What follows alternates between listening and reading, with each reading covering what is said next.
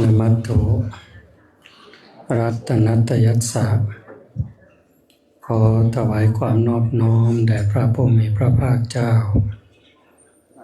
ผู้เป็นบรมครูของเทวดาและมนุษย์ทั้งหลายขอความเจริญงอกงามในศีลในธรรมจงมีแด่ญาติโยมท่านสาธุชนผู้สนใจใฝ่ศีลใฝ่ธรรมผู้แสวงหาคุณงามความดีผู้ใฝ่บุญใฝ่กุศลทั้งหลายที่มาร่วมฟังธรรมเพื่อสมโภชองค์กฐินในเวลาเที่ยงของวันนี้โดยทั่วกันทุกท่านทุกคนเด้อในช่วงเวลาต่อจากนี้ไปธรรมภาพ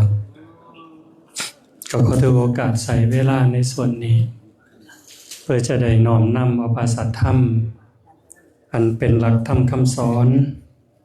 ขององค์สมเด็จพระบรมศาสดาสัมมาสัมพุทธเจ้ามาปรารภสู่ญาติโยมทั้งหลายฟังเพื่อเสริมสร้างศรัทธาความเสื่อพร้อมทั้งวิริยะความภาคเพียรให้เกิดขึ้นมีขึ้นในดวงจิตดวงใจของญาติโยมทั้งหลายจนกว่าสิสมควรแก่การเวลาก็ขอเจริญพรญาติโยมผู้ที่ประนมมืออยู่ได้บ้างเมื่อลงเนาะถ้ามันนั่งเบียดกันเขาก็ขยับก็ได้บ่ต้องเบียดกันหลายล่มอยู่แต่มันก็ฮ้อนคือกันคันใดทีใดทางก็ถือโอกาสเจริญสมาธิไปพร้อมใช้เวลาสั้นๆแต่ว่าก็ให้มันได้ประโยชน์หลายๆจักหน่อยมือวางมือไว้บนตักเหยียดกายตรงๆหลับตาลงเบาๆหายใจเข้าลึกๆถือโอกาสเจริญสมาธิหนึ่งแหละให้มันได้เกิดบุญเกิดกุศลกับดวงจิตดวงใจตนเองให้ได้หลายที่สุดและเพื่อให้เกิดเป็นสิริมงคลแก่ตนเองแก่สถานที่แก่พี่แก่น้องแก่งานเหยียดกายตรงๆหายใจเข้าหูหายใจออกหูหายใจเข้าหูหายใจออกหูไปเรื่อยๆก่อนอื่นก็ต้องขอแสดงความชื่นชมยินดีกับญาติกับโยมสุขสุขคนโดยเฉพาะเจ้าภาพเนาะโดยเฉพาะเจ้าภาพได้ตั้งอกตั้งใจเพื่อสร้างกองบุญกองกุศลอุทิศไปถึงญาติพี่น้องผู้ล่วงลับบ่ว่าสิเป็นโยมพ่อใหญ่รถแม่ใหญ่กรมขันอาสาคุณแม่ประพันธ์ขินันตินายจะเด็ดเห็นสมอันนี้คือญาติผู้ล่วงลับที่เขาตั้งใจอุทิศไปให้โดยการนำของโยมพ่อใหญ่เพ่งเห็นสมพร้อมพี่พร้อมน้องพร้อมลูกพร้อมหลานญาติพี่น้องเฮาสุขสุขคนแล้วก็โดยเฉพาะอย่างยิ่งอันนี้เห็นเป็นประจำพี่น้องทั้ง101กันมันเป็นไปได้ส่วนใหญ่ในเมื่อเฮ็ดกองกฐินจังซี่ก็สิมีบวชลูกบวชหลานเข้ามาในงานในกองกฐินพร้อมระลึกนึกถึงบุญคุณของบรรพบุรุษปู่ย่าตายายอันนี้เป็นความงดงามเด้เฮ็ดจังใดว่าเฮาสิบ่เฮ็ดให้มันพอเป็นพิธีตามเหตุตามข้องสืบมาธรรมดาขันเฮาเฮ็ดด้วยใจที่สำนึกในบุญคุณของพ่อแม่ปู่ย่าตายายผู้เพิ่นเลี้ยงมาภายในเพื่อเพิ่นให้ชีวิตให้ทุกสิ่งทุกอย่างถ้ามันมาจากความรู้สึกจากใจส่วนลึกมันสิเป็นบุญบักคักแสดงออกถึงความเป็นผู้มีความกตัญญูกตเวที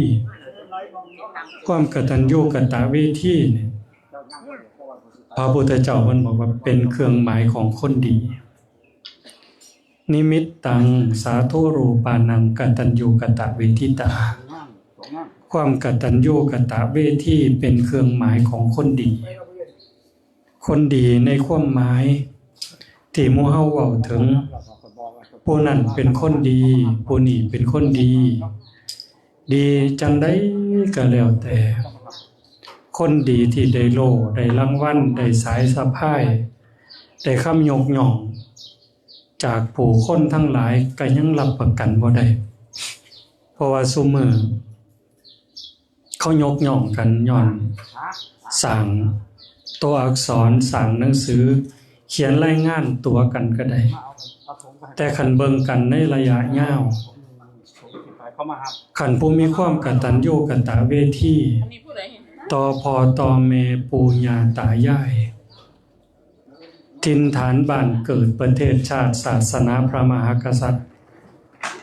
คันผู้ใดมีความกตัญญูจังสันจังสิยืนยันอันนั้นมันมั่นคงมันของจริงกตัญญูคือหูคุณพ่อแม่ก็ตามปู่ย่าตายายก็ตามครูบาอาจารย์ก็ตามถิ่นฐานบ้านเกิดประเทศชาติศาสนาเฮาระลึกได้ว่าบุคคลเหล่านี้สิ่งเหล่านี้ให้ชีวิตให้ความเป็นอยู่ให้ความปลอดภัยให้ความเจริญให้ความสงบร่มเย็นแก่เฮาปกปักรักษาคุ้มครองเฮานั่นคือหูคุณเด้กตเวทีบัดเนี่ยคือตอบแทนสิตอบแทนเพิ่นจังได๋คำว่าพ่อว่าแม่เนี่ยสิตอบแทนเพิ่นจังได๋ปู่ย่าตายายสิตอบแทนเพิ่นจังได๋อีกครูบาอาจารย์ผู้พร่ำผู้สอนให้เฮาอ่านออกเขียนได้ให้รู้จักการใช้ชีวิตสิตอบแทนเพิ่นจังได๋ถิ่นฐานบ้านเกิดบ้านฝังสายแฮแพสายบือสิตอบแทนแบบใดประเทศชาติคือประเทศไทยสิตอบแทนแบบใดอีกพระศาสนาวัดว่าอารามพระสงฆ์องค์เจ้าสิตอบแทนเพิ่นแบบใดพระมหากษัตริย์พระเจ้าแผ่นดินพระเจ้าอยู่หัวพระบรมวงศานุวงศ์เป็นศูนย์รวมแห่งจิตใจถ้าบ่มีพระเจ้าแผ่นดินบ่มีพระมหากษัตริย์แผ่นดินไทยก็มีบ่ได้เฮาสิตอบแทนแบบใดบัดนี้คันคิดได้ฮู้บุญคุณเพิ่นแล้วก็ฮู้จักตอบแทนทำตนเป็นคนดีซื่อสัตย์กตัญญูเป็นคนเสียสละฮักกันสามัคคีกันมีจิตอาสาเสียสละเพื่อแผ่นดินเกิดก็คือนาคทั้งสองเนี่ยนาคสราวุธนาคธนากรสละชีวิตทางโลกโกนผมโกนคิ้วสละชีวิตเข้าบวชใต้ลมเงาผากาสาวพัสแต่บ่ฮู้ว่าสิบวชโดนปานใดบวชจักมื้อเดือนหนึง15พรรษาเอา15พรรษาพุ่นเอาไว้จังสิกลุ่มเนาะอ๋อซุมื้อเนาะเจอว่าจังไดก็ตามมันสิน้อยมันสิหลายก็ให้ตั้งใจต้องตั้งใจสวดมนต์ให้มันได้นั่งสมาธิให้ได้มื้อละ3ชั่วโมงได้บ่ล่ะนาคดิมเนาะตื่นจนหลับนี่ล่ะจากตี3ตี4ไปจนฮอดนอนหลับนี่ให้มันได้ทั้งเดินจงกรมทั้งนั่งสมาธิให้ได้มื้อละ3ชั่วโมงบ่แม่นรวดเดียวดอกอาจจะสลับกันเอานั่งสมาธิ30เดินจงกรม30ได้ยกหนึ่งอันนี้ชั่วโมงหนึ่งแล้วตอนเช้าตอนสวยมากหลังจากจังหันแล้วเอาเดินจงกรมอีก30นั่งสมาธิอีก30ได้อีกแล้ว2ชั่วโมงยามแลงบัดนี้หลังจากทำวัดเย็นก่อนนอนเดินจงกรม30นั่งอีก30ได้มื้อละ3เที่ยวละชั่วโมงโอ้ย15มื้อเท่าใดบัดนี้90ชั่วโมงบ่แม่นบ่ นั่นบ่ผิดบ่45เนาะ3 15เอาคูณเอา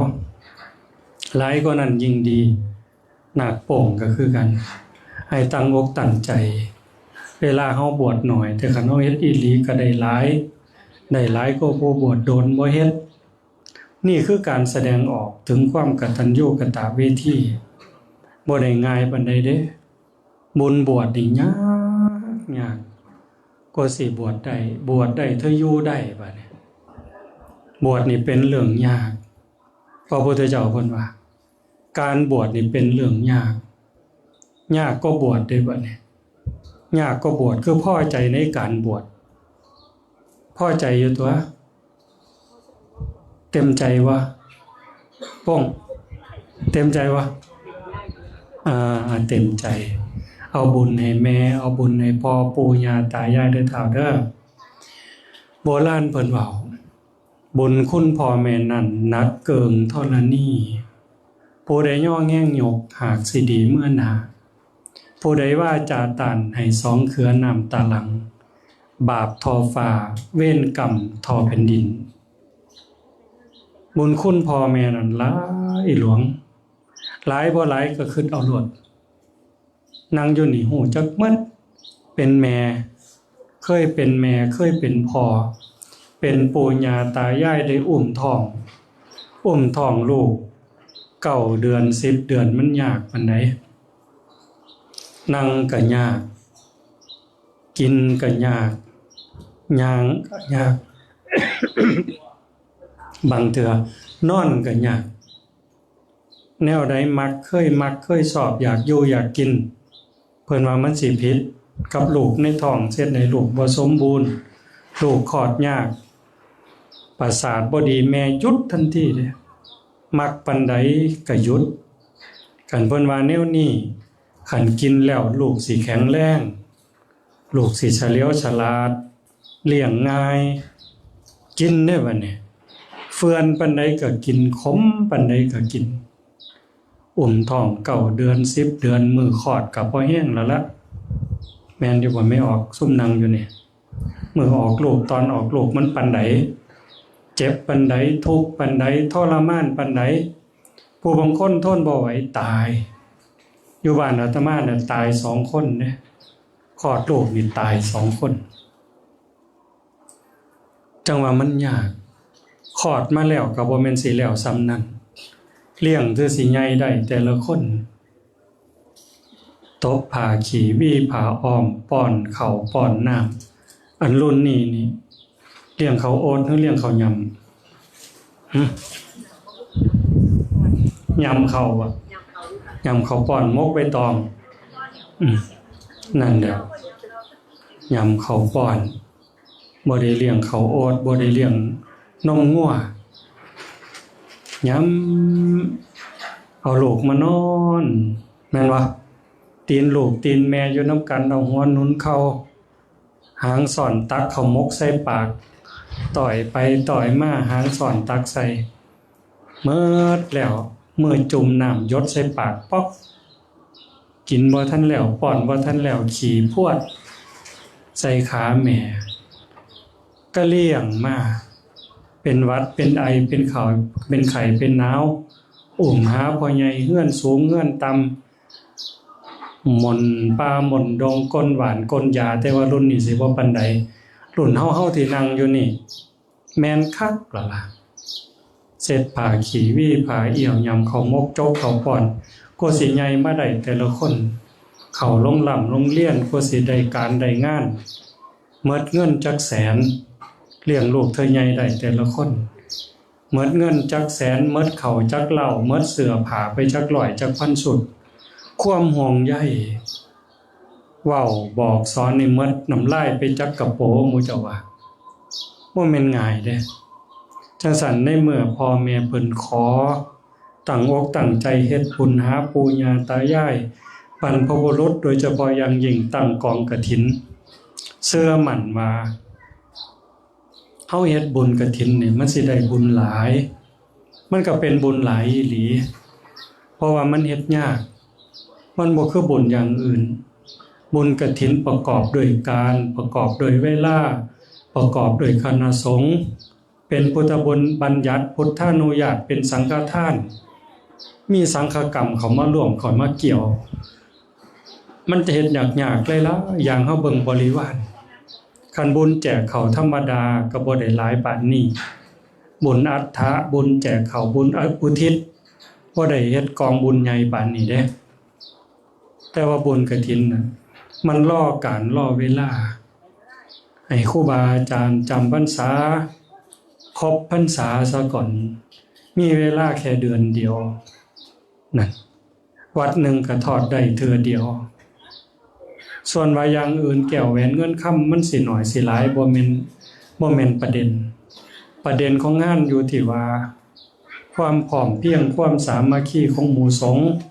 แล้วผ้ากฐินนี่พระก็บ่สามารถสิมาเอ่ยปากขอหรือสิเว้าเรียบเคียงก็บ่ได้คันถ้าหากว่าวัดพระในวัดนั่นเว้าเห็นญาติโยมมาตุ่มมาโฮมกันเด้อใดคือไปบ้านโยมผู้มีเงินมีค่ำโอ้ยไม่ออกปีนี้วัดอาตมายังบ่ทันมีกฐินอยู่คันเว้าจังซี่ปึ๊บไม่ออกได้ยินแล้วห้วยวัดบ่ทันมีกฐินตัวนี้ไปจองไปทอดก่อนนะบ่เป็นแล้วเด้บ่เป็นกฐินเลยห้างเลยว่าซั่นไปจังซั่นญาติโยมจึงต้องเป็นผู้มีปัญญาเป็นผู้มีปัญญาหูจักถ้อยคำเว้าจาปราศจากความตนีแล้วก็ขนขวายในการจัดในการสร้างพี่น้องญาติโยมชาวบ้านมาซอยเหือซอยแห้งซอยเขาซอยของผลหมากลากไม้คือกันนี่กล้วยอ้อยซอยปีบักพร้าวบักฮุงที่เอามาเข้ากองกฐินเนี่ยมีผู้ใดเอามาเข้าน้ำเพิ่นบ่ล่ะฮะดูนี่บ่แม่นว่าเจ้าภาพไปซื้อมาแต่ตลาดมามัดเด้คันไทบ้านเฮาได้มาผู้ละต้น2ต้นผู้ละลำ2ลำนั่นมาแบ่งบุญนำเจ้าภาพแล้ว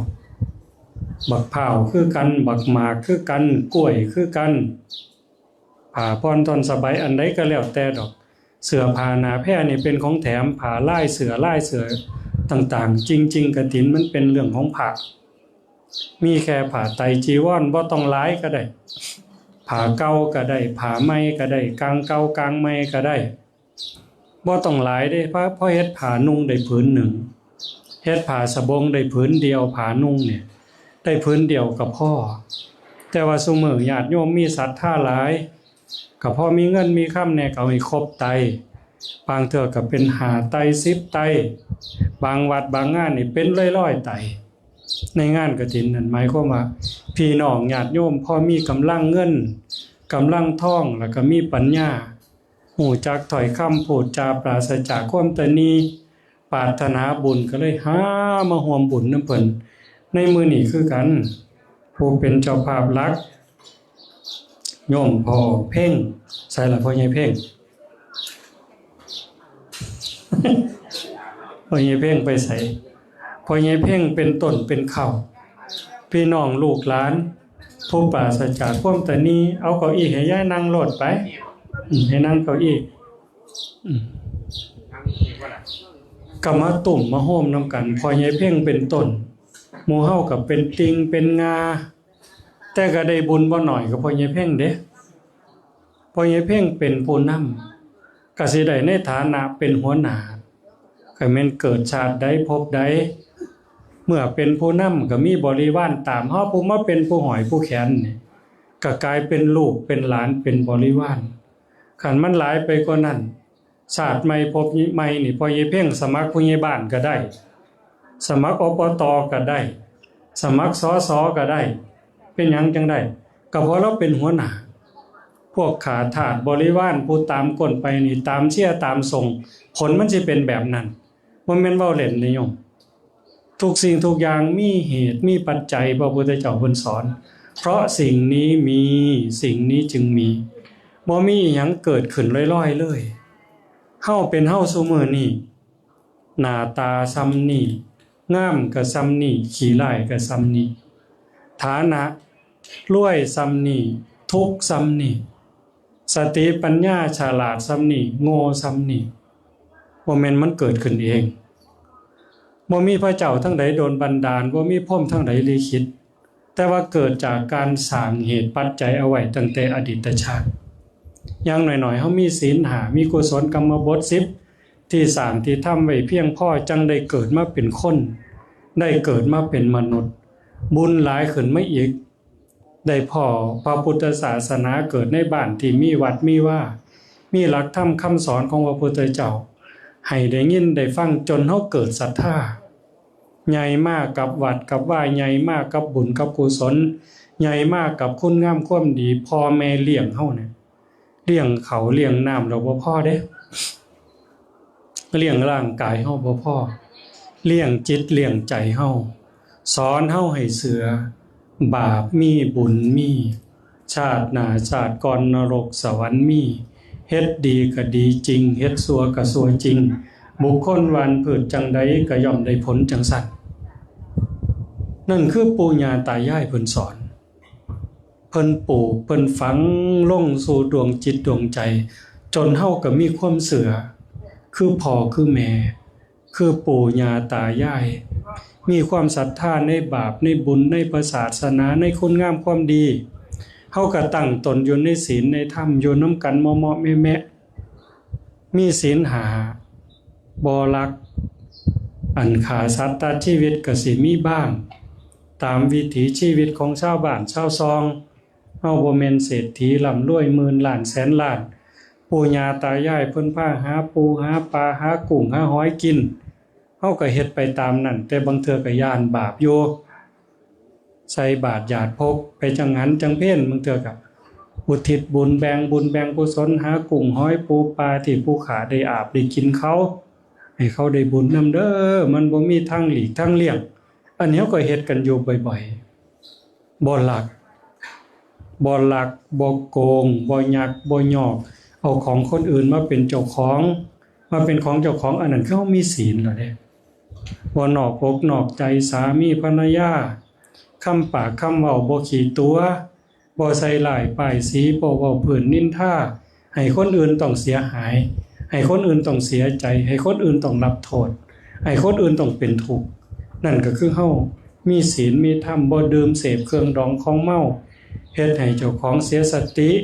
เสียสัมปชัญญะเสียสุขภาพเสียทรัพย์บ่ส่งเสริมให้ผู้อื่นต้องผิดศีลผิดธรรมดื่มเสพเครื่องดองของเมานั่นก็ชื่อว่าเฮาตั้งมั่นในศีลเป็นอยู่ในธรรมในขณะเดียวกันบุญเกิดกับเฮาอยู่เรื่อยๆคุณงามความดีก็เกิดกับเฮาอยู่ตลอดเวลาก็คือในมื้อนี้คือกันเฮาตั้งใจสร้างกองกฐินย้อนคิดว่าเฮ็ดบุญกฐินน่ะมันได้บุญหลายในเรื่องของทานมันก็แม่นจังซั่นอย่างว่าแต่ตอนต้นลงทุนหลายลงแห้งหลายใส่เวลาหลายอุปกรณ์กองกฐินมันก็หลายมันหลายแต่เฮาก็ทนเฮ็ดทนสร้างทุ่มแห้งกายแห้งใจแห้งทรัพย์แห้งสติปัญญาเป็นหยังจังต้องทุ่มเทแก้วแหวนเงินค่ำหลายปานนั้นศรัทธาเป็นที่ตั้งพระพุทธเจ้าเพิ่นว่าศรัทธายะพันธติปาไถยังศรัทธารวบรวมไว้แล้วซึ่งเสบียงศรัทธาแปลว่าความเชื่อคันเฮามีความเชื่อมีความมั่นใจเชื่อก็คือศรัทธาพร้อมมั่นใจพร้อมแน่ใจพร้อมเฮ็ดดีต้องดีเฮ็ดชั่วต้องชั่วสร้างบุญต้องเป็นบุญเฮ็ดบุญต้องได้บุญเฮาเชื่อจังซั่นถึงว่ามันสิใช้เวลาหลายใช้เหงื่อใช้แห้งหลายลงทุนลงห้อนหลายแต่ย้อนเฮาว่ามันสิเป็นบุญเฮ็ดบุญในคราวครั้งนี้ก็บ่แม่นว่าสิขาคิดหน่อยๆเด้คิดฮอดบุญคุณของปู่ย่าตายายผู้เลี้ยงมาพาใหญ่ผู้สั่งผู้สอนผู้อบรมผู้ให้ชีวิตโยมพ่อใหญ่รถแม่ใหญ่กรมแม่ใหญ่ประพันธ์นายจะเด็ดหมู่นี่เห็นว่าเพิ่นเป็นผู้มีพระคุณเป็นพี่เป็นน้องร่วมสายเลือดร่วมสายโลหิตร่วมวงตระกูลกันมาแล้วมันก็เป็นหน้าที่ของลูกเต้าเราหลานผู้อยู่เบื้องหลังญาติโยมทุกคนก็เข้าใจเด้เฮามาร่วมฟังเทศน์ฟังธรรมนี่เฮามีพ่อคือกัน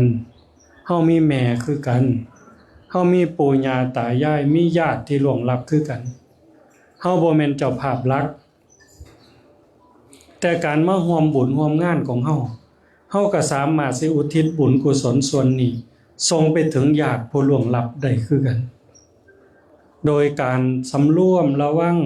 ที่เฮาเป็นอยู่นี่ล่ะกิริยาอาการที่เฮาแสดงออกอยู่นี่ล่ะญาติผู้ล่วงลับคันแม่นว่าในชีวิตที่ผ่านมาเพิ่นเฮ็ดแนวบ่ถูกเว้าบ่ถูกกระทำบ่ถูกคิดบ่ถูกบ่ต้องบ่ดีบ่งามเป็นทุกข์เป็นโทษเป็นเวรเป็นภัยกระแสจิตวิญญาณหลังสิ้นลมหายใจสิตกต่ำลงสู่อบายได้รับทุกข์รับโทษอยู่ในอบายภูมินรกก็ตามเปรตก็ตามอสุรกายก็ตามสัตว์เดรัจฉานบางประเภทระลึกได้อยากแก้ไขอยากแก้ตัวเฮ็ดบ่ได้แล้วคือผู้ยังเล่ร่อนเป็นสัมภเวสีเป็นวิญญาณต่างๆที่หลงลอยอยู่อยากจะแก้ไขในส่วนที่ผิดพลาดเพิ่นก็บ่สามารถเฮ็ดได้เพราะว่ากายกับจิตมันแยกทางกันเอิ้นว่าคนตายแล้วส่วนผู้ที่ไปดีไปเกิดเป็นเทวดาเกิดเป็นพรหมเห็นว่าอดีตที่เฮ็ดจังสี่เว้าจังสี่ทำจังสี่มันเป็นบุญเป็นกุศลก่อเกิดความสุขก่อเกิดความสบายอยากเพิ่มอยากเติมให้มันได้บุญหลายขึ้นเฮ็ดบ่ได้คือกันจังได๋บัดนี้ก็มีวิธีเดียวสิได้บุญเพิ่มทายถอนทายทุกข์โทษก็มีอย่างเดียวคืออนุโมทนาบุญน้ำลูกน้ำหลานที่กำลังเฮ็ดผู้เฮามาฟังเทศน์ฟังธรรมคือกันมาร่วมเพาะโม่น้ำกองกฐิน5 บาท10 บาท100 พันซ้ำใดก็แล้วแต่ได้บักหมากได้บักกล้วยได้บักพร้าวบักฮวงหยังมาเข้ากองกฐินน้ำเพิ่นอันนั้นก็อันหนึ่งการที่เฮาเสียสละแบ่งปันปู่ย่าตายายเฮาผู้ล่วงลับจากไปตกทุกข์ได้ยากก็ตามไปสุขสำบายในภพภูมิต่างๆก็ตามเพิ่นเห็นแล้วเพิ่นอนุโมทนาแปลว่าอ่อนซ่อนภาษาบ้านเฮานี่อ่อนซ่อนนำสาธุโอ้ยเป็นตาอ่อนซ่อนเนาะจะแม่นเฮ็ดดีจะแม่นเฮ็ดงามเป็นตาได้บุญเด้สาธุขันจังสั่นน่ะเพิ่นได้บุญนำโลดจากการที่เฮามาให้ทานนอกจากนั้นเฮาสามารถท่านรักษาศีลผู้มาที่หลังแม่นบ่ได้รับน้ำเพิ่นปาหน้าอทินนากาเมมูสาสุราแม่นเฮาบ่ได้ว่าบ่ได้กล่าวด้วยคำปากคำเว้าแต่ตอนนี้เฮาสำรวมกายเฮาบ่ไปขาบ่ไปเบียดเบียนบ่ไปข่มเหงบ่ไปรังแกบ่ประพฤติผิดในเรื่องต่างๆคำปากคำเว้าก็บ่ได้เว้าใส่ร้ายป้ายสีติฉินนินทาเว้าพื้นคนบ่ได้ตัวบ่ได้เว้าคำหยาบบ่ได้เว้าเพ้อเจ้อไร้สาระเฮาสงบปากสงบคำหลับตาเจริญสมาธินี่การสำรวมระวังกายวาจาใจให้เป็นปกติให้เรียบร้อยเอิ้นว่าเป็นผู้มีศีลเกิดล่ะแม่นบ่ได้เว้าบ่ได้กล่าวจักคำแต่ก็เป็นผู้มีศีลบุญตัวนี้ได้ปู่ย่าตายายผู้ล่วงลับไปก็ตามได้ฮู้ได้เห็นได้ร่วมอนุโมทนาสาธุเพิ่นมีทุกข์ก็ลดลงเบาบางจางคายผู้มีสุขก็สุขยิ่งขึ้นไปยิ่งเฮาก้าวเข้าสู่การเจริญภาวนาหลับตาลงหายใจเข้าฮู้หายใจออกฮู้พุทโธพุทโธยุบหนอพองหนอยุบหนอพองหนอสัมมาอรหังขณะมีสติในอารมณ์ปัจจุบันกายกับใจอยู่น้ำกันใจบ่วอกแวกอันนี้เป็นบุญใหญ่เด้หลายกว่าท่านอีกหลายกว่าศีลอีกการเจริญภาวนาเจ้าชายสิทธัตถะได้กลายเป็นพระสัมมาสัมพุทธเจ้าก็ย้อนเจริญสมาธิภาวนาหลวงปู่หลวงตาครูบาอาจารย์ส่วนใหญ่หลวงปู่หมั่นก็ตามหลวงปู่ชาก็ตามหลวงตามหาบัวหลวงปู่ฝันหลวงปู่ขาวหลวงปู่แหวนหลวงปู่เทศก็ย้อนเจริญสมาธิภาวนานี้ จังซั่นเฮาได้ร่วมกันเฮ็ดร่วมกันทำบ่แม่นบุญน้อยๆผู้ใดเฮ็ดผู้ใดได้บ่ว่าสิเป็นชาวบ้านชาวซองพ่อใหญ่แม่ใหญ่ลูกเต้าเราหลานไผก็ตามใจไผใจมั่นจิตไผจิตมั่นคันฝึกจิตให้สงบโดยเฉพาะการเจริญสมาธิจังซี่มันมีผลทั้งกายนำเด้ร่างกายก็ดีนำอันนี้ได้เว้ามาโดนล่ะให้ญาติโยมได้พิสูจน์คันถ้าสมมุติว่าเฮาคือสิเป็นไข้คันเนื้อคันโต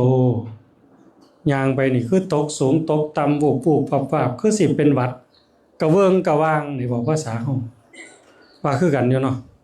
มันเป็นสิกระเวิงกระว่างวูบๆวับๆร้อนๆหนาวๆนี่คือสิเป็นขี้มูกไม่ออกลองเบิ่งนั่งสมาธินั่งท่าใดก็ตามสินั่งพับเพียบก็ตามนั่งทับสนก็ตามนั่งคัดสมาธิก็ตามยืดกายตรงๆหายใจเข้าลึกๆหายใจออกยาวๆตั้งใจเฮ็ดด้วยความตั้งใจมันลืมมันเผลอก็สร้างมันรู้สึกโตกลับมาใหม่หายใจเข้าหายใจออกตั้งใจประคองลมหายใจเข้าออกคันได้จัก30 นาทีล่ะ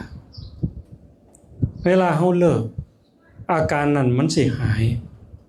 เท่าที่อาตมาสังเกตเบิ่งกันคิดเป็นเปอร์เซ็นต์นี่ 99% พุ่นเด้คันเฮาคือสิเป็นไข้ร้อนๆหนาวๆบูบๆวาบๆย่างเป็นกระเวิงกระว่างตกสูงตกต่ำขี้มูกกำลังสิไหลนี่ตั้งใจเฮ็ดสมาธิ30 นาทีขึ้นไปพอแต่เฮาเลิกอาการนั้นมันจะหายไปพร้อมกันนั่นคือส่วนของกายถ้าใจเฮาบัดนี้มีเรื่องคิดมีเรื่องเครียดมีเรื่องกังวลโอ้ยปวดหัวมั่วเก่าบ่เป็นตาอยู่ล่ะมันมีเรื่องคิดหลายนั่นคือป่วยใจคันเฮาเจริญสมาธิเอาจังได๋ก็สร้างมันเถาะเอาไว้ซะก่อนหญ้าก็เอาไว้นี่ยุงก็เอาไว้นี่เจริญสมาธิก่อนตั้งใจว่างทุกอย่างไว้สิดีก็ตามสิชั่วก็ตามสิเป็นสิตายสร้างมันขอเวลาจัก30 นาทีเจริญสมาธิว่างทุกอย่างแล้วหลับตาลงมานี้ยืดกายขึ้นหลับตาลงเบาๆหายใจเข้าลึกๆซ่าๆมีสติตามหูสิตามลมเข้าลมออกก็ตามวางสติไว้ที่จุดลมกระทบก็ตามเวลาลมเข้ามันสิเย็นกว่ากันที่ปลายจมูกหม่องลมกระทบไม่ออกเบิ่งมันเย็นนี่หรือบ่หายใจเข้ามันเย็นบ่ใดวางสติไว้หันเวลาหายใจออกมันสิอุ่นกว่ากันจักน้อยวางสติไว้หันหายใจเข้าหายใจออกจัก30 นาทีบัดนี้พอเฮาเลิกคันมันเฮ็ดลงตัวนี่มันสิปลอดโปร่งอาการกำลังมึนหัวมัวเก่าเครียดกังวลต่างๆสิปลอดโปร่งโล่งเบาจัดจิตใจเฮาที่มีความยุ่งยากมันสิโปร่งสิมีรอยยิ้มคิดหยังก็ง่ายบัดนี้มันมีผลทั้งกายทั้งใจนอกจากมันสิเป็นบุญแล้วนอกจากเป็นบุญแล้วก็ยังเกิดเป็นกุศลเกิดความผ่อนคลายทั้งกายทั้งใจแต่มาจังว่าส่วนไม่ออกพอออกทั้งหลายนี่ในขณะที่ฟังธรรมถือโอกาสเจริญสมาธิไปพร้อมถ้าเฮาได้ให้อานิสงส์กฐินเฮาก็จังฟังมื้ออื่นเวลาเฮาไปทอดถวายครูบาอาจารย์ก่อนเพิ่นให้พรเพิ่นก็สิเล่าสู่ฟังพระนี่ได้จักขอโยมนี่ได้จักขอเพิ่นก็จะบอกให้ฟังจังซี่ก่อนรับพรสิได้เกิดความปราบปลื้มยินดีแต่อาตมาจะเว้าถึงว่าหน้าที่ของลูกเต้าเราหลานผู้อยู่เบื้องหลังในข้าวที่พ่อแม่ปู่ย่าตายายผู้มีพระคุณเพิ่นล่วงลับจากไปก็ตามยังมีชีวิตอยู่ก็ตามในฐานะที่เฮาเป็นลูกเป็นหลานสิตอบบุญแทนคุณพ่อแม่ส่ำใดปู่ย่าตายายส่ำใดในเมื่อว่าความกตัญญูกตเวทีเป็นเครื่องหมายของคนดีทุกคนเป็นคนดีแล้วก็อยากดียิ่งขึ้นหน้าที่ของลูกพระพุทธเจ้าเพิ่นสอนหน้าที่หลานพร้อมเด้ท่านเลี้ยงมาแล้วเลี้ยงท่านตอบพ่อแม่เลี้ยงเฮามา เฮาเลี้ยงเพิ่นตอบเพิ่นเลี้ยงเฮาเพิ่นเลี้ยงกายให้ข้าวให้น้ำเสื้อผ้าหน้าแพร่บ่อนพักผ้าอาศัยเจ็บไข้ได้ป่วยก็มีอยู่มียาป้อนข้าวป้อนน้ำคือว่ามาแต่ต้นอันนั้นคือเพิ่นเลี้ยงกายท่านเลี้ยงมาแล้วเลี้ยงเพิ่นตอบเพิ่นเลี้ยงกายให้ข้าวให้น้ำให้ร่างกายเฮาใหญ่กล้าหน้าบานเป็นหมูเป็นหมาเป็นขู่เป็นคนขึ้นมาแต่ว่าเพิ่นก็เลี้ยงใจเฮานำค่ำกล่อมนอนศาลารับตาเมสิกอมคำแพงแม่นี่เอ้ยคำแพงแม่นี่เอ้ยเจ้าไปแม่ไปให้สิเอาไข่มาหาแม่ไปหน้าสิเอาปลามาป้อนแม่เลี้ยงม่อนเข้าป่าสวนม่อนเด็กอ่อนซ่อนมันลุกมันตื่นลูกหน่อยไหง่มไตกระบองเสียงท่มขี่เงียวใส่แม่เลี้ยงลูกหน่อยเม่นมันอยากมันซ่าพ่ออยากป๋าลูกผัวไปบวชสร้างผนวดในศาสนาเจ้าใหญ่มาให้เจ้าไปไหว้ขันเป็นไส้ให้เจ้าไปบวชได้ยิงหยวดในศีลในธรรมได้จำนำคุณพ่อคุณแม่พ่อได้แก่ดึงขึ้นสวรรค์นอนศาลารับตาเมสิกอมคำแพงแม่นี่เอ้ยคำแพงแม่นี่เอ้ยซุมื้อเขาว่าแนวนี้อยู่ว่ะ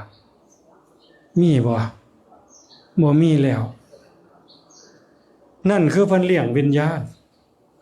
เลี้ยงจิตเลี้ยงใจให้เฮาผูกพันผูกมันอยู่กับคุณงามความดีอยู่กับบุญกับกุศลกอมลูกก็เป็นบุญกอมลูกกอมหลานก็เป็นศีลเป็นธรรมนั่นคือแต่เก่าวัดพ่อหูความมากบัดนี้เฮ็ดหยังบ่ถูกดื้อแน่เพิ่นก็บอกเฮ็ดจังซั่นบ่ถูกเศร้าคันบอกบ่ฟังบัดนี้ถูกการบักย่อมถูกไม้ลำปอถูกฝ่ามือถูกบิดพุงถูกบิดหูอันนี้ก็คือเลี้ยงเด้นี่เลี้ยงจิตวิญญาณให้ฮู้ผิดฮู้ถูกคันถ้าเพิ่นบ่เลี้ยงจิตวิญญาณดื้อก็ปล่อยไปมึนก็ปล่อยไปเฮ็ดผิดปานใดล่วงเกินผู้อื่นผู้หลักผู้ใหญ่ซำใดพ่อแม่ก็บ่ได้ว่าหยังมันยังเด็กน้อยอยู่สร้างมันเถาะนั่นแสดงว่าพ่อแม่บ่ได้เลี้ยงจิตวิญญาณลูกผู้นั้นหลานผู้นั้นใหญ่มากก็บ่ฮู้ผิดฮู้ถูกผ่านบ้านผ่านเมืองทั้งลักทั้งจี้ทั้งปล้นดื่มเสพเครื่องดองของเมายุ่งเกี่ยวยาเสพติดสุดท้ายก็ติดคุกติดตารางเสียผู้เสียคนเสียอนาคตเห็นบ่จังสั่นคำหายคำด่าก็ตามไม่ได้ถูกแสถูกการบักย่อมถูกไม้ลำปอนั่นก็คือการสอนนั่นก็คือการเลี้ยงจิตวิญญาณพระพุทธเจ้าเพิ่นว่าท่านเลี้ยงมาเลี้ยงท่านตอบเมื่อเฮาใหญ่กล้าหน้าบานถึงว่ายังเป็นเด็กน้อยอยู่ก็เลี้ยงได้แต่ว่าใหญ่มาแล้วนี่เลี้ยงเขาเลี้ยงน้ำให้ผ้าแพร่บ่อนพักผ้าอาศัยเจ็บไข้ได้ป่วยผ้าหาหมอหาหมอให้อยู่ให้ยาเลี้ยงจิตวิญญาณพ่อแม่บัดนี้คันลูกฮักกันสามัคคีกันพ่อแม่มีความสุขแต่มาบ่ถามก็ได้ดอกแม่ออกพ่อออกนั่งอยู่นี่คันลูกก็ตามหลานก็ตามบ่ว่าสิเป็นเด็กน้อยผู้ใหญ่คันลูกผิดกันกินข้าวบ่ลงแม่นสิรวยมีเงินแสนเงินล้านซุคนมีรถจอดใต้ตารางคันละแสนคันละล้านเฮือนหลังละ10ล้าน20ล้านแต่ว่าลูกผิดกันประกาศตัดพี่ตัดน้องตายบ่เผาผีไว้สิกินข้าวค่ำละแสนก็บ่กลืนบ่ลง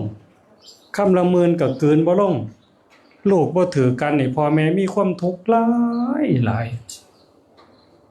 แต่ถ้าลูกฮักกันแม่นสิกินข้าวกับเกลือกินข้าวกับแก้วอิ่มบ้างอดบ้างแต่ถ้าลูกฮักกันเอื้อยเอ้ยอ้ายเอ้ยน้องเอ้ยเอิ้นน้องว่าบักลาบักหำอีนางลูกก็เอื้อยอ้ายผู้เป็นน้องนี่เอิ้นอ้ายเอิ้นเอื้อยมีเวียกมีงานซอยกันลงไห้ลงหน้าลงผู้ลงผาเฮ็ดนั่นเฮ็ดนี่พี่น้องส่วนกันต่างกันลูกหลานก็แล่นเล่นนำกันบ่ทะเลาะบ่แว้งบ่ขาบ่ตีผู้เป็นปู่เป็นย่าเป็นพ่อเป็นแม่มีความสุข นั่นคือเลี้ยงจิตเลี้ยงใจเพิ่นเลี้ยงวิญญาณเพิ่นนอกจากฮักกันสามัคคีกันแล้วเป็นผู้มีจิตอาสาเป็นคนเสียสละเพื่อสังคมส่วนร่วมเป็นผู้มีศรัทธาต่อวัดว่าอารามนี่คือนาคนี่นาคสารวุฒิก็ตามนาคธนากรก็ตามถึงสิทำการทำงานอยู่ในเมื่อพ่อแม่ปู่ย่าตายายสร้างกองบุญใหญ่สร้างกุศลใหญ่อยากได้บุญอยากตอบแทนขอบวชไต่ห่มผ้ากาสาวพัสอันนี้ก็เลี้ยงจิตวิญญาณพ่อแม่เด้เลี้ยงจิตเลี้ยงใจเพิ่นปู่ย่าตายายผู้จากไปก็พ้อยได้รับบุญรับกุศลไปนำเรื่องจังซี่บ่แม่นเรื่องไร้สาระเว้ากันซื่อๆบ่แม่นเด้มันเป็นสัจจะมันเป็นความจริงยิ่งบวชเข้าไปแล้วนี่มีโอกาสได้เดินจงกรมได้นั่งสมาธิคือว่าได้สวดมนต์ทำวัดเช้าทำวัดแลงผีปู่ผีย่าตายายก็ย่อมได้บุญไปนำไปอีกผีบ้านผีเมืองบรรพบุรุษก็สิได้อนุโมทนาผีวัดผีว่าภูมิวัดภูมิว่าร่วมอนุโมทนาสาธุไปนำบุญตกกับไผผู้เพิ่นอนุโมทนาก็ได้ผู้บวชเองผู้ปฏิบัติเองก็สิได้รับอานิสงส์นี่บุญคุ้มครองบุญรักษาในเมื่อเกิดมาแล้วทำการทำงานก็สิมีความปลอดภัยเจริญก้าวหน้าในหน้าที่การงานมีครอบมีครัวก็สิมั่นคงมีความเจริญร่ำรวยมีความสุขนั่นคืออำนาจของบุญจากความกตัญญูกตเวทีอย่างเดียวนี่ท่านเลี้ยงมาแล้วเลี้ยงท่านตอบ2เหมือนทำกิจทำการงานของท่านพ่อแม่เฮ็ดเวียกเฮ็ดงานคันลูกส่วนมือส่วนตีนมันมีความสุขเฮานั่งอยู่นี่ซุ่มไม่ออกนี่ก็อายุสิไล่ๆกับอาตมาเนี่ยเฮาเฮ็ดเวียกซ่าพ่อซ่าแม่ตั้งแต่เป็นเด็กน้อยเกี่ยวข้าวก็ได้เกี่ยวน้ำเพิ่นลกกาก็ลกน้ำเพิ่นดำหน้าก็ดำน้ำเพิ่นตัดปอลอกปอแม่นเฮ็ดน้ำพ่อน้ำแม่หมดปลูกแตงปลูกเต้าก็เฮ็ดน้ำเพิ่นก็ย่องไส้เฮาก็มักย่องมันก็เลยเป็นการเป็นงานบัดพ่อลูกใหญ่กล้าหน้าบานเฮ็ดแทนเฮ็ดส่วนเป็นพ่อแม่ก็สบายใจเบามือเบาตีนได้กินเหือกินแห้งลูกทำกิจทำการงานของท่านนอกจากเฮ็ดการเฮ็ดงานนำเพิ่นแล้วขยายกิจการให้เจริญกว่าเก่ากว่าพ่อกว่าแม่ยิ่งใหญ่กว่าพ่อกว่าแม่นั่นคือความก้าวหน้าความมั่นคงความมั่งคั่งของวงตระกูลลูกเต้าเล่าหลานทั้งหลายจะต้องมีความคิดอยู่ในใจเสมอว่าสิเฮ็ดการเฮ็ดงานสืบงานของพ่อของแม่หรือสิเฮ็ดงานต่างพ่อต่างแม่ก็บ่ผิดพ่อแม่เป็นเกษตรกรลูกเต้าเป็นข้าราชการก็ตามเป็นนักธุรกิจก็ตามให้มันมีความมั่นคงมีความมั่งคั่งมีความยั่งยืนให้ตระกูลเจ้าของครอบครัวเฮาตระกูลเฮามีความมั่นคงมีความแข็งแรงมีความรักความสามัคคีมีจิตอาสาใจบุญสุนทานดูแลวัดดูแลว่านั่นคือพ่อแม่ปู่ย่าตายายเพิ่นโชคดีเพิ่นเห็นว่าโชคดียิ่งกว่าถูกรางวัลที่1เพิ่นน่ะได้ลูกดีหลานดีทำกิจทำการงานของท่านข้อที่3บัดดำรงวงตระกูลมิให้ตกต่ำลูกยิ่งลูกชายหลานยิ่งหลานชายทั้งหลายทั้งปวงนี่จะต้องตั้งตนอยู่ในกรอบของศีลของธรรมอยู่ภายใต้กฎหมายของบ้านของเมืองบ่เกกมาเลเกเรบ่ยุ่งเกี่ยวยาเสพติดบ่ยุ่งเกี่ยวการพนันบ่แม่นคนขี้ข้านคบคนชั่วเป็นมิตรเป็นนักเลงหัวใหม่ทำชื่อเสียงของวงตระกูลปู่ย่าตายายสร้างมาให้มันตกต่ำให้เขาดูหมิ่นดูแค้นซุ่มขี่เหล้าซุ่มขี่ข้านซุ่มขี่ยาซุ่มขี่โกงบ่ให้มีคำนี้บ่ให้นามสกุลนี่ไปอยู่ในมือตำรวจบ่ได้ขึ้นโรงขึ้นศาลในฐานะจำเลยบ่เฮาสิรักษาวงตระกูลบ่ให้ตกต่ำสิมีแต่หนุนวงตระกูลนี่นามสกุลนี่ให้เจริญขึ้นไปเรื่อยๆมั่งคั่งร่ำรวยขึ้นไปเรื่อยๆมีหน้ามีตามีเกียรติมีศักดิ์ศรีในชุมชนขึ้นไปเรื่อยๆนั่นคือหน้าที่ของลูกของหลานรักษาวงตระกูลมิให้ตกต่ำข้อที่4ทำตนให้สมควรแก่การรับทรัพย์มรดกพวกเฮาเป็นลูกเป็นหลาน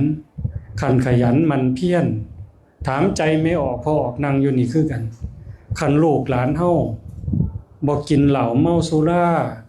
บ่เสพสิ่งเสพติดบ่ติดการพนันบ่แม่นคนขี้คร้านแต่ว่าตั้งหน้าตั้งตาทำมาหากินอยากมีฐานะมั่นคงหนักเอาเบาสู่เฮามีหน้าก็อยากแบ่งมีไร่ก็อยากแบ่งมีสวนก็อยากแบ่งมีทรัพย์สินสมบัติคันถึงเวลาสมควรก็อยากแบ่งอยากปันอยากโอนให้ลูกหลานให้เขาไปตั้งเนื้อตั้งตัวสร้างฐานะของเขานั่นถ้าลูกเต้าตั้งมั่นในศีลเป็นอยู่ในธรรมเป็นคนดีมีความกตัญญูพ่อแม่ก็สิยินดีพอใจในการแบ่งทรัพย์มรดกแต่ถ้าลูกขี้ข้านนอกจากขี้ข้านแล้วติดการพนันติดยาเสพติดคบคนชั่วเป็นมิตรกล้าแบ่งบ่บัดนี้มีหน้าสิแบ่งบ่สิโอนบ่มีไร่สิโอนบ่มีสวนสิโอนบ่มีเงินฝากในธนาคารมีทองคำสิเอาให้เขาได้บ่มันบ่กล้าให้จักมันสิกินมื้อใดจักสิขายกินขายเล่นมื้อใดเอาไปก็สิหมดเห็นบ่จังซั่นหน้าที่ของลูกของเต้าจึงต้องทำตนให้สมควรแก่การรับทรัพย์มรดกอันนี้คำสอนพระพุทธเจ้าเด้บ่แม่นอาตมาเว้าเองเด้เนี่ยคันเฮ็ดจังซั่นชื่อว่าเป็นลูกผู้ดีมีความกตัญญูข้อสุดท้ายข้อที่5เมื่อท่านล่วงลับจากไปแล้วทำบุญอุทิศหาเมื่อท่านไปล่วงลับไปแล้วตายจากโลกนี้ไปแล้วลูกเต้าเราหลานผู้เป็นคนดีมีความกตัญญูทำบุญอุทิศหาก็อย่างมื้อนี้เฮาตั้งกองกฐินเฮ็ดบุญกฐินลูกหลานเหลนต่างๆก็บวชก็หวังว่ามันสิบุญหลายบุญจากการกฐินก็ว่าบุญใหญ่แล้วบุญบวชยิ่งใหญ่กว่ากฐินเข้าไปอีกบัดนี้พี่น้องพอออกไม่ออกญาติโยมผู้มาร่วมอนุโมทนาสาธุก็ได้บุญบ่น้อยไปกว่าเจ้าภาพเด้บ่น้อยบ่ด้อยบ่ต่ำไปกว่าเจ้าภาพขอให้เฮามีจิตมีใจอ่อนซ่อนนำเพิ่นอนุโมทนาสาธุนำเพิ่นด้วยความเต็มอกเต็มใจบุญที่เกิดจากการให้ทานอันนี้เฮามีสุคนแล้วบุญจากการรักษาศีลพวกเฮาได้ตั้งอกตั้งใจงดเว้นได้บ่น้อยกว่ากันบุญจากการเจริญภาวนาผู้ตั้งใจรับตาเจริญสมาธิหรือผู้บ่รับตาฟังอาตมาเว้าไปนำก็คิดไปนำทำความเข้าใจไปพร้อมนี่ก็ชื่อว่าภาวนาเด้ภาวนาแปลว่าพัฒนา